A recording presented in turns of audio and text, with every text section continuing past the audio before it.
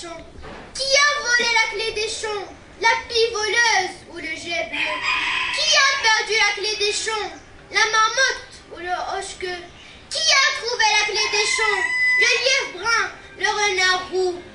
Qui a gardé la clé des champs? Le chat, la belette ou le loup? Qui a rangé la clé des champs? La couleuvre ou l'hérisson? Qui a perdu la clé des champs? Le beau épic, le renard roux? Qui a volé la clé des champs? Ce n'est pas moi, ce n'est pas vous. Elle est à personne et partout. La clé des champs, la clé de tout. Claude Dreux, Pour faire le portrait d'un oiseau, peindre d'abord une cage avec une porte ouverte.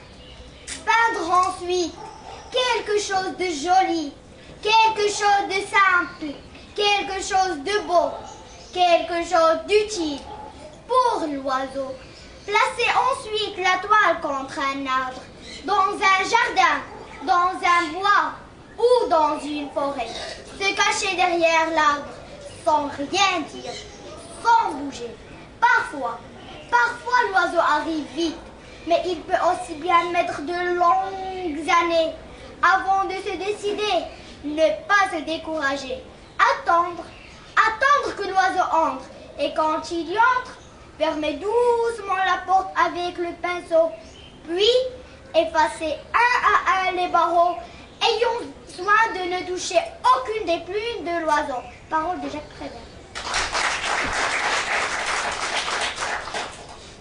Des yeux pour voir le jour, le soir, le petit Loir, les raisins noirs, les raisins verts et les éclairs dans le miroir. Des yeux pour voir le ciel du soir, la lune rouge, un arbre noir. Des yeux pour voir l'éléphant blanc, le cygne noir et le chat rose.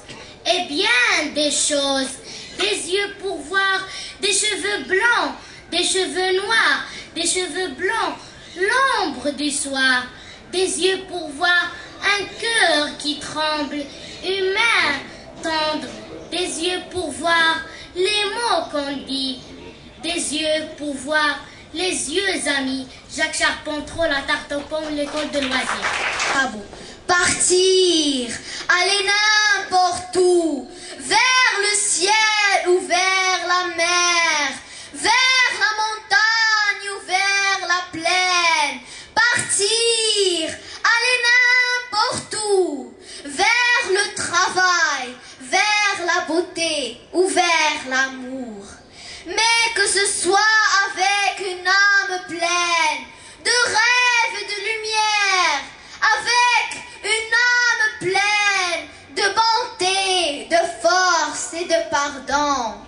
S'habiller de courage, d'espoir et partir, malgré les matins glacés, les midis de feu, les soirs sans étoiles, raccommoder s'il le faut nos cœurs, comme des voiles troués, arrachés, mais partir, aller n'importe où et malgré tout, mais accomplir une œuvre et que cette œuvre choisie soit belle et qu'on y mette tout son cœur et qu'on lui donne toute sa vie.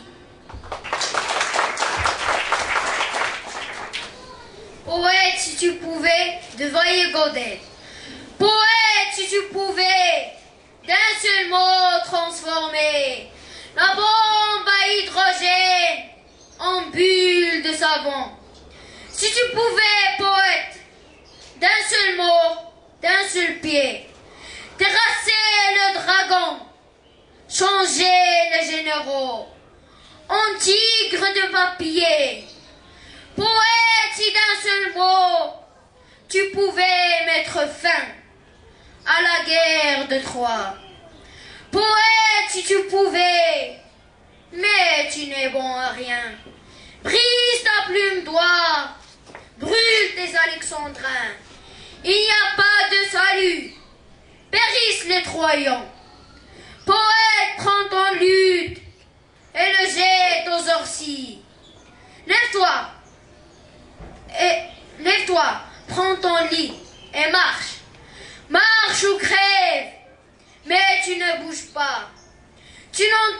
tu rêves, assis devant la table, la main sur le poème que tu viens d'achever. أنا منك عشت رهين الوجوه، فلست سوى حاقد أو خصوم، وللغدر والشر أنت الخدوم، ولست المساند وقت العمل، تدبر في الشر دون ارتداع، وعهدك في مطلب للخداع. أما كنت تطلب غير الدلل، أما كنت ترعى حياة الصديق، أما كنت تحفظ عهدا وثيق، أما كنت تذكر طول الطريق، أما كنت تنسى طويل الأمل.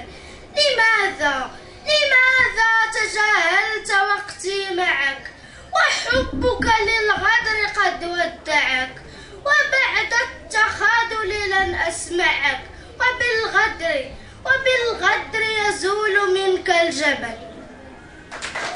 فلسطين يا حلم كل عربي، في مشرق أو مغربي، من شيخنا إلى الصبي، من كل شهم وأبي.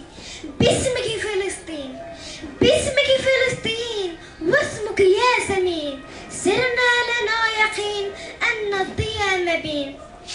ها نحن في الدرب نجود، بكل غال في الوجود، لا ننثني ولا نعود، حتى تري فجر الوعود. يا دار جدي وأبي، منذ مئات الحقب، ينمى لألف سبب، ما بيننا من نسب.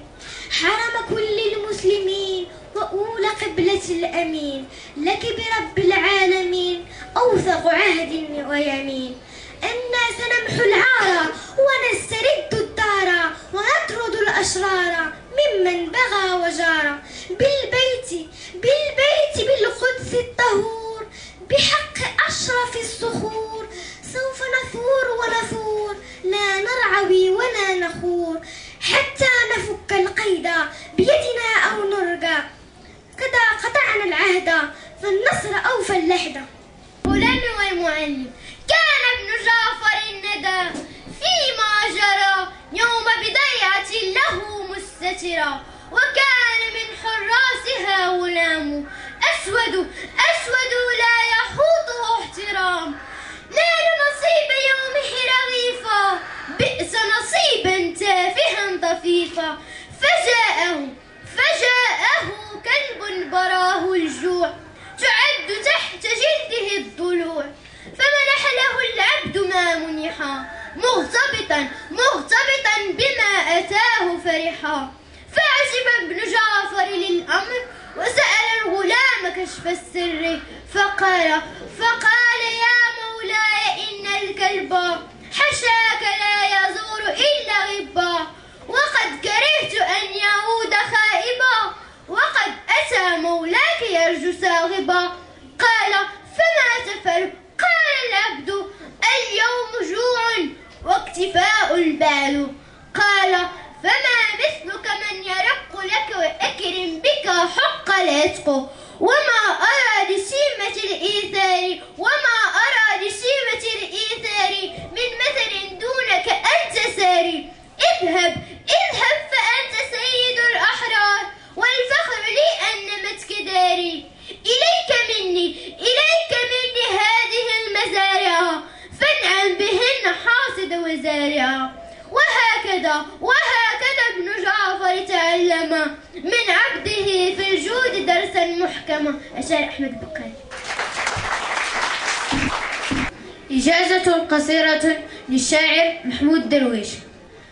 صدقت أني مت يوم السبت، قلت علي أن أوصي بشيء ما، فلم أعثر على شيء، وقلت علي أن أدعو صديقا ما لأخبره بأني مت، لكن لم أجد أحدا، وقلت علي أن أمضي إلى قبري لأن أجد الطريق، وظل قبري خاليا مني، وقلت علي واجب أن أؤدي واجبي، علي واجب أن أؤدي واجبي، أن أكتب السطر الأخير على الضرار، فسال منها الماء فوق الحرف. قلت علي أن آتي بفعل ما، علي أن آتي بفعل ما هنا والآن، لكن لم أجد عملا يليق بميت، فصرخت هذا الموت لا معنى له، عبث وفوضى في الحواس، ولن أصدق أنني مت موتا كاملا، فلربما أنا بين وربما أنا ميت متقاعد يقضي إجازته القصيرة في الحياة.